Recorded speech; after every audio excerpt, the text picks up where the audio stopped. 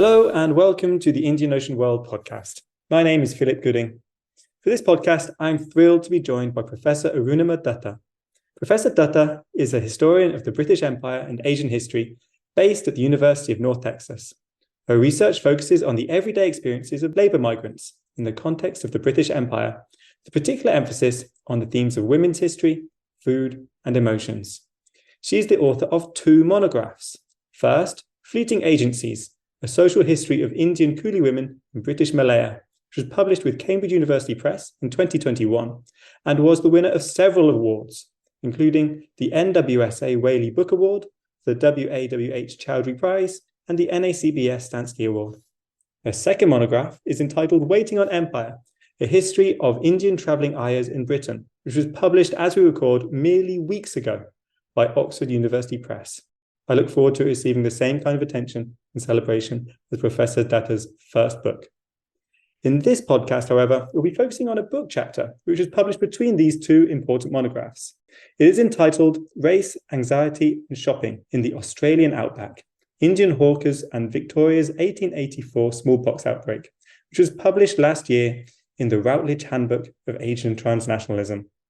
Professor Datta, thank you very much for agreeing to record this podcast with me.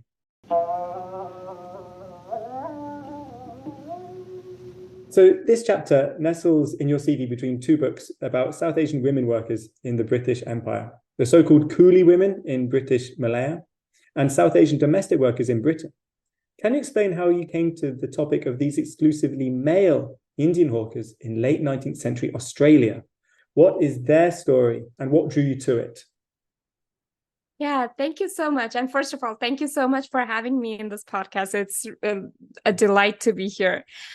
So this project began where most historians begin their research interests, I guess, in a rabbit hole. I was finishing my first book and already started research on my second book.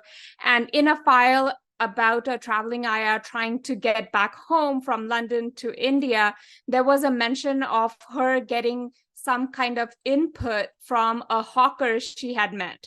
And I made that note in my little notebook and left it at that. The file was inconclusive, so I couldn't really identify the racial identity or ethnic identity of the hawker, and it just stayed there as a mental note.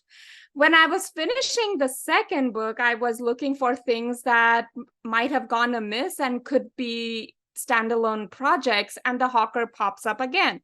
And so I try to investigate a little bit more about hawkers in the British Library. And then I come across a file where there is a more elaborate mention of hawkers in respect to Australia. And digging further deep into that file, it becomes very evident that the hawker's identity is that of an Indian migrant hawking his way around in Australia. And by that time, I was also working on a standalone article about horse groomers from Australia to India. And this hawker was trying to get a ticket back to India by trying to become a horse groomer so that he could work his way back to India because he was tired of hawking in Australia and just wanted to go back home, but didn't have funds. And that kind of brought me to this project of hawkers in Australia, what their life was like. And this was also at a point when we were kind of locked up in our own houses. Archives were locked down during COVID. So I was looking for archival sources which I could use sitting home.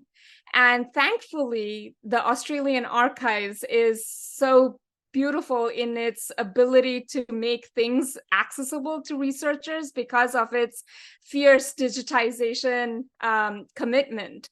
And that allowed me to look through hawkers' lives and stories.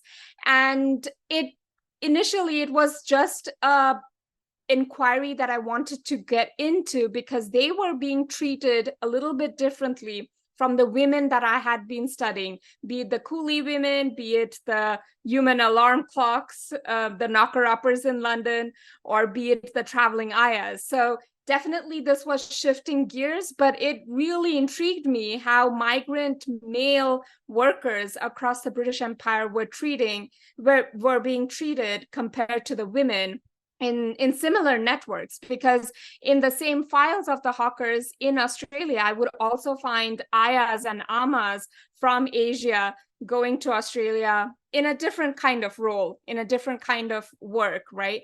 But the story of the hawkers struck me as an incredible story in their own right, because they were at a given point a laborer, but also not really a laborer because of their reliance on their own networks of trade, their own networks of migration. They were not being hired to work as hawkers in Australia. So their migration patterns were also different. So there was an interesting conversation in my head from the beginning to kind of compare the migration networks, the migration trends, and also the experiences when it came to hawkers compared to a solely female profession like that of the traveling Ayahs. But all that said, there are many ways in which these projects kind of come together, because all of them show my continued kind of commitment as a historian to decolonize world history by approaching it from the colonized people's story and not from the colonizer's story, or from the commodity story. These were in many ways human commodities, but they were also colonized subjects in move, right? So my commitment is to bring forth the story of those who moved from colonies either to the metropole or through intercolonial networks, and basically try to facilitate a world history through the lens of South Asian mobilities. So the chapter itself focuses on one specific event in this history of Indian hawkers in Australia, and that is through an outbreak of smallpox in Victoria in 1884. And I wonder if you could kind of speak to this event's kind of importance to the overall history of, or what it tells us about the overall history of Indian hawkers in Australia. Does this point mark a transition in the hawkers' experience, or does it simply typify kind of ongoing trends that just really are clarified at this kind of moment of crisis, at this moment of smallpox outbreak?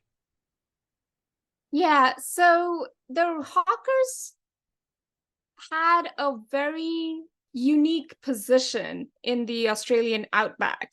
On one hand, they were heavily relied on by rural settlers and also urban traders to make that connection of buyer and consumer and seller, because they would bring those goods from urban centers to rural families. And not only that, in many instances, sometimes because the hawkers would have developed a regular familiarity with the clients that they served, if the clientele family was facing some kind of economic issues or hardships, there were even hawkers who would loan them money. So in many ways, there was a crucial reliance on these hawkers.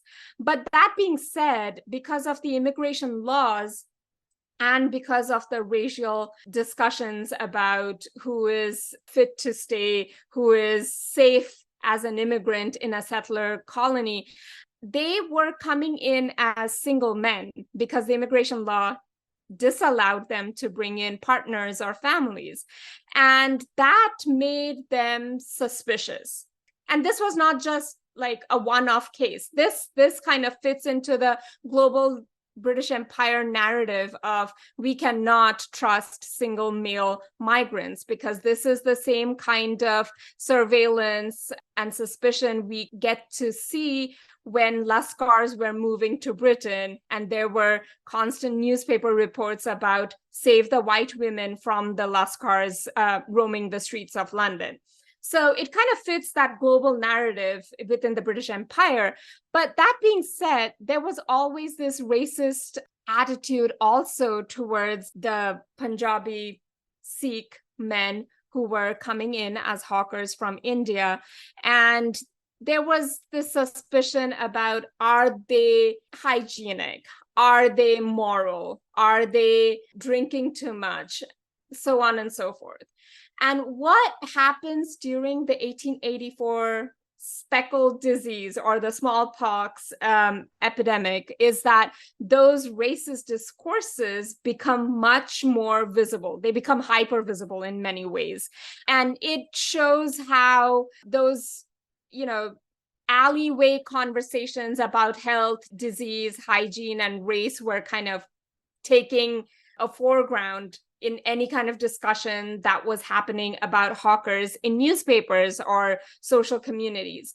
So what happened is there was this outbreak and there were only approximately 30 cases, but there was this hysteria that this is going to be an epidemic and this is being caused by these men who we don't know, who do not look like this. And it kind of relates very closely to the yellow peril that had already been happening in Australia about Chinese immigrants.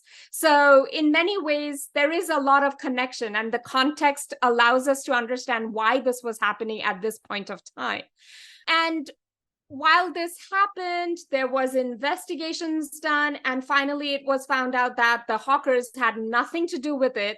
The disease had arrived in Australia through infected furnitures and old clothes from the UK, from ships coming in from UK. And when this came out, the hawkers, in especially Victoria, who pursued solitary trade, came together. And before this, we don't see them kind of unionizing or coming together because it was a very solitary kind of trade. But after they were kind of proven to be not the culprit of this disease, they wanted to get rid of that stigma and the stereotyping that was being directed to them. So they come together and they try to negotiate with the Central Health Board officials to clear their name and give them some kind of reparations. That does not happen necessarily, but it shows how this incident allowed the stage for the hawkers to capitalize on the quintessentiality of their profession to the outback and remind the society about their dependence on the hawkers and the greater support of network that they could build by, coming together. So in many ways, it did shift the experience of the hawkers by kind of bringing them together, allowing them to find a unified voice, allowing them to realize there is a power in negotiating that they could access. But in many ways, it is just a continuance of the racist discourse about epidemics and morality that we get to see not only in Australia, but other parts of the empire, as much as the empire at home in the metropole.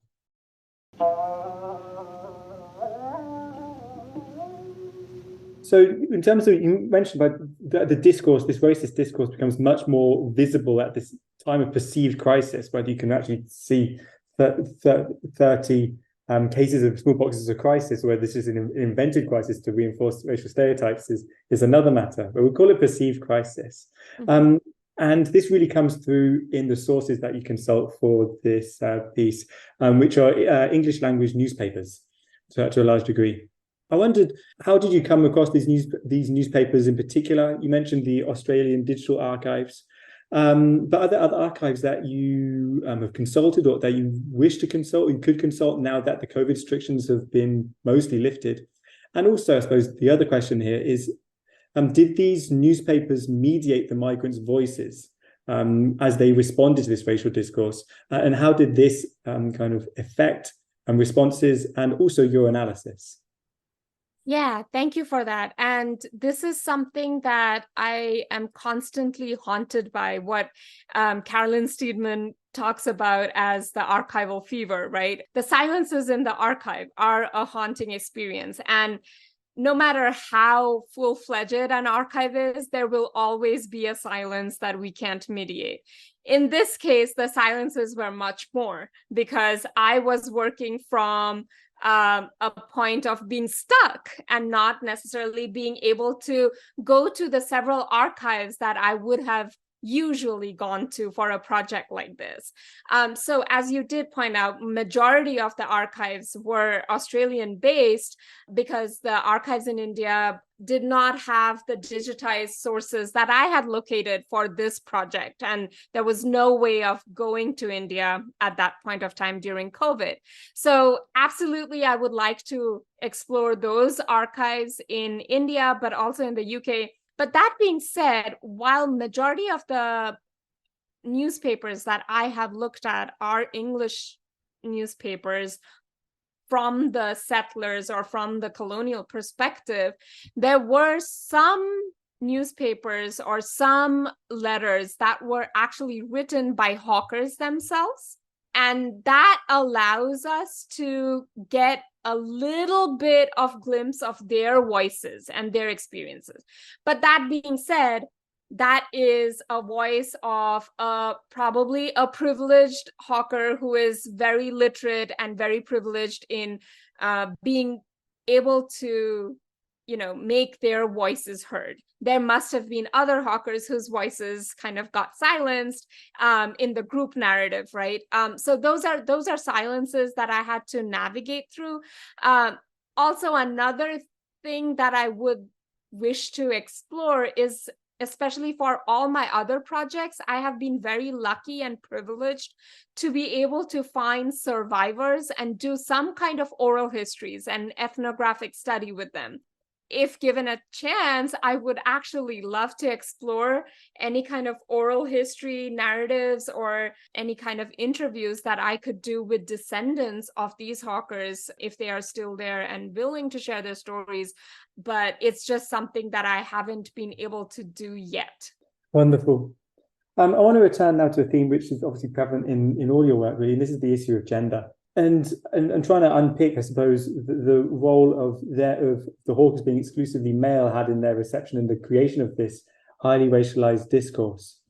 I suppose one of the questions I have in this context is the material goods that hawkers sold, that the male hawkers sold. In your article, you note one anonymous letter writer who emphasized how their wares appealed particularly to women in Australia. And I suppose I wondered how does the fact that the hawkers were exclusively male and that they're trying to appeal to him, does this really shape the racialized discourse in any way? And I suppose, does it shape this construction and empire in particular way as well? Yeah, that's a very great question. So the hawkers brought in goods, all sorts of goods, not only just Indian goods, not only just goods from other colonies. They also brought in anything and everything that they could find. However, when focusing on the Indian goods, there are several things happening in that kind of snippet when a hawker is selling the Indian goods. First of all, anything they could sell, they would have to get a license for. So in many ways, the administrators were actually approving those exotic trades or wares that they were selling. And in many ways, that was allowed and even kind of pushed for, because that was a way to make people in the outback, the rural spaces, be able to consume the empire, which otherwise would not have been so easily accessible to them.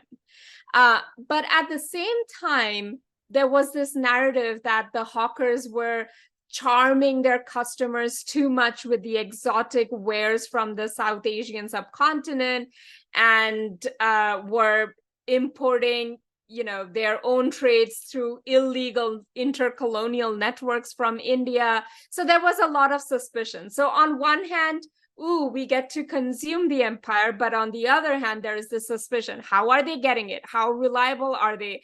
And what quality are they?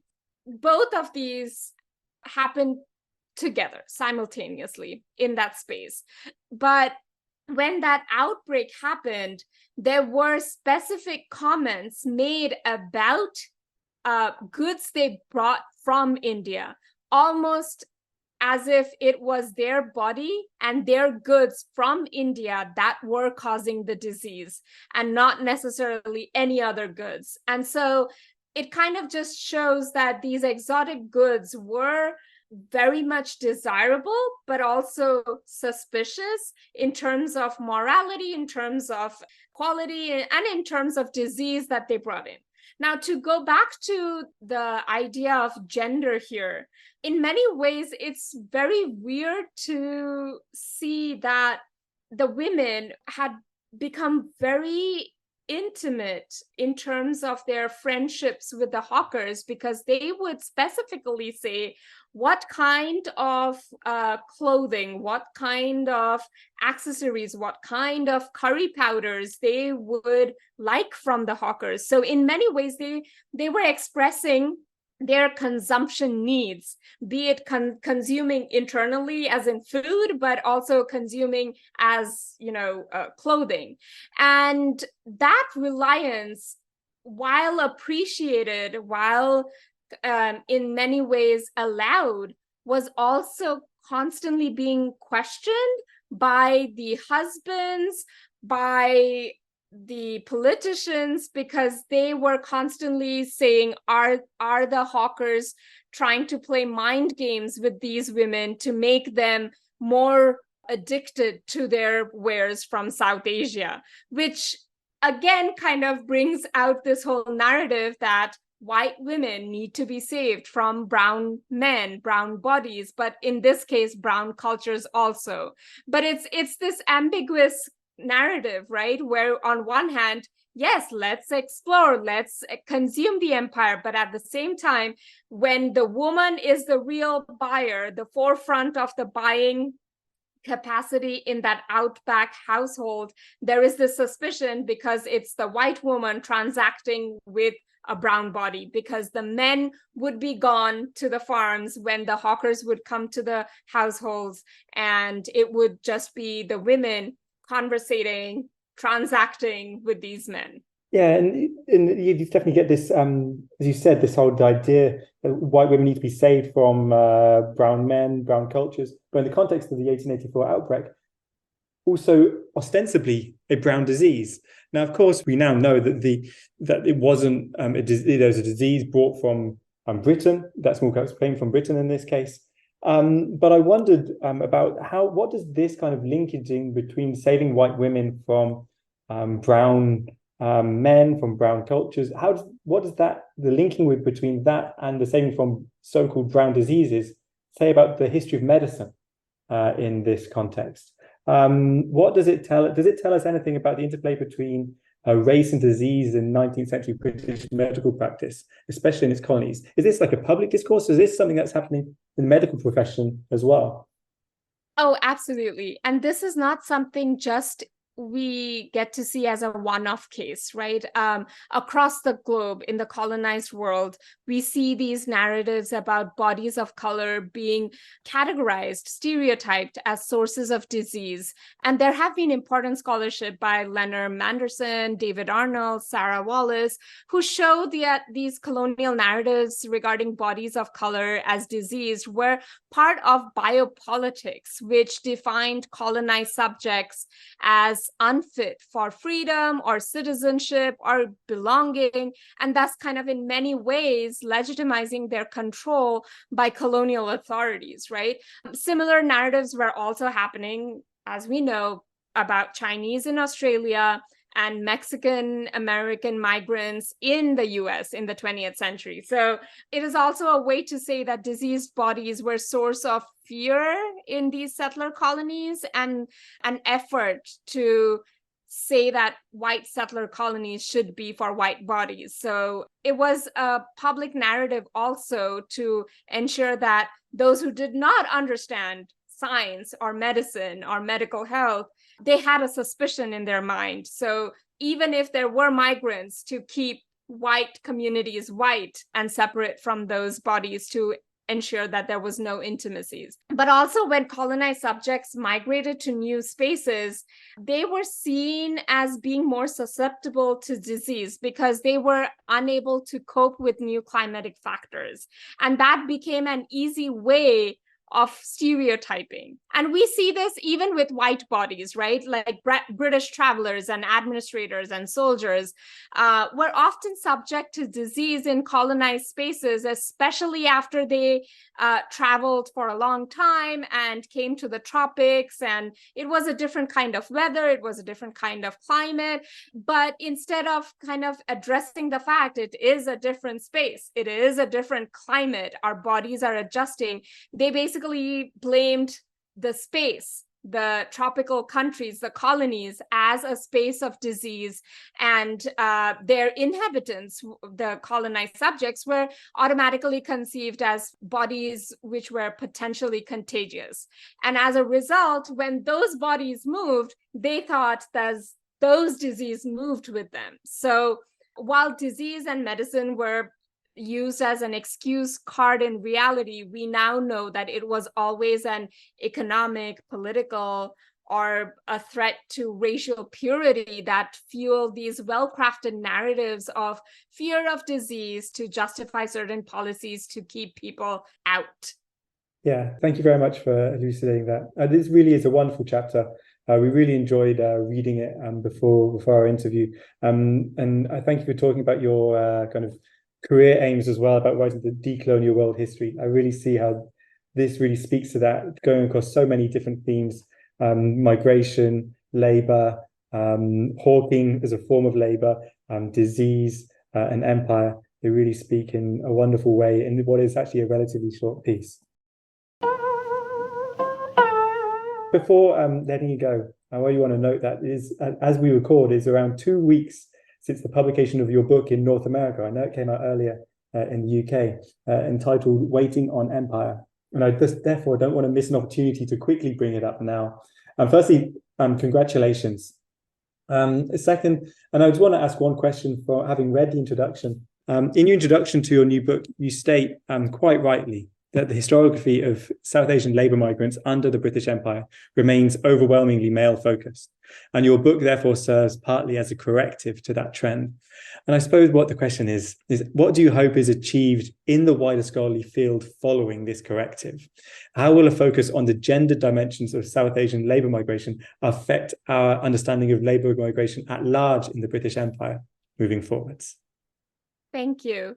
Yeah, so I started this project to primarily give the long overdue attention to the most significant population of colonized women workers in Victorian and Edwardian Britain, but also to allow us to understand how Ayahs enabled British colonizers to maintain families despite their global mobility, which was critical to the resilience of the British imperial rule. But more broadly, I hope to use, or I hope this book allows us to use the case of traveling Ayahs as a prism to understand and question the workings of imperial power, both from above and below.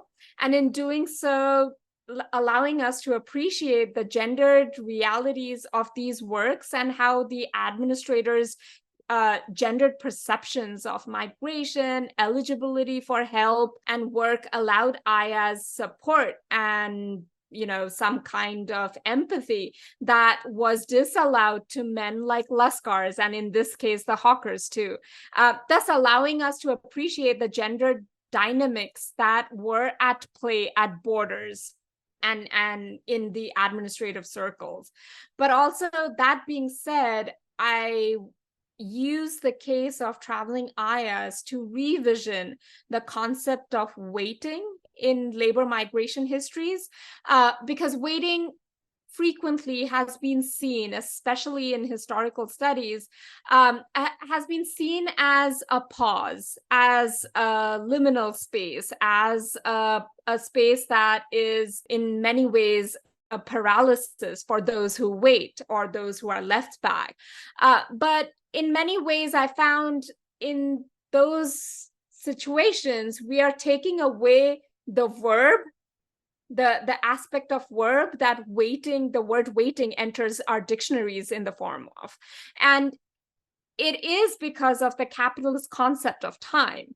And the book tries to give back waiting its identity of a verb, and shows how waiting, while being a liminal experience, can become a zone of appearing, a zone of negotiation, and a zone busy with actions, even for those who wait or those who are made to wait. And in a larger aspect of it, I hope this book allows us to collapse regional definitional boundaries of South Asian history and British history, and allows readers to see and appreciate the complexities and webbed connections between the two. Wonderful. I look forward to seeing it receive the accolades it no doubt will receive.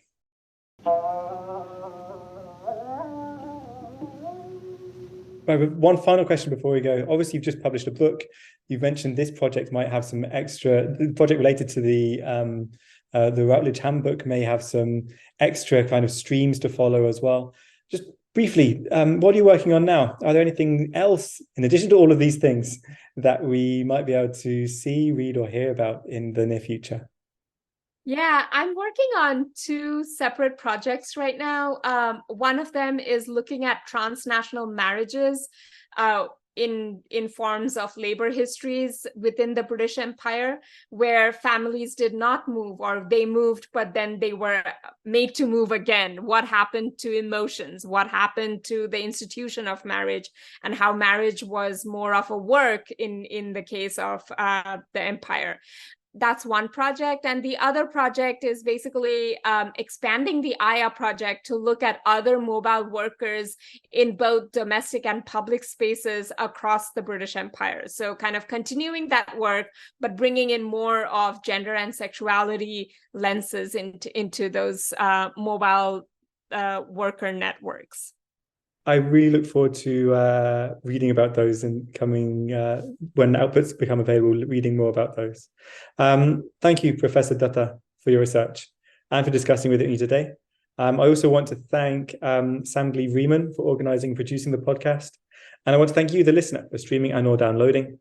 Once again, my name is Philip Gooding, and this has been the Indian Ocean World podcast.